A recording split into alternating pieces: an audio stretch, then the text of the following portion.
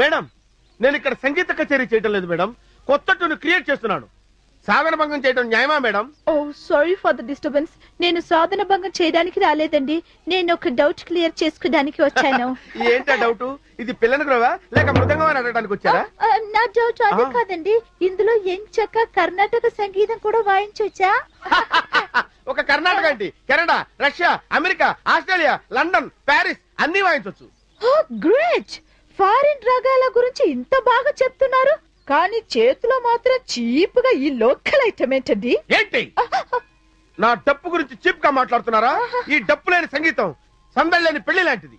ఆ రోజుల్లో పరమశివుడు డింగ్ డింగ్ డింగ్ డింగ్ అని నాట్యం చేశాడు. ఈ ఫ్లూట్ సౌండ్ విని నాట్యం చేశాడు అనుకున్నారా? మృదంగం విని నాట్యం చేశాడు అనుకున్నారా? క్లారినెట్ విని నాట్యం చేశాడు అనుకున్నారా? టింగు టింగు విని నాట్యం చేశాడు అనుకున్నారా? ట్రియో ట్రియో నాట్యం చేశాడు అనుకున్నారా? ఈ డప్పు సౌండ్ విని నాట్యం చేశాడు.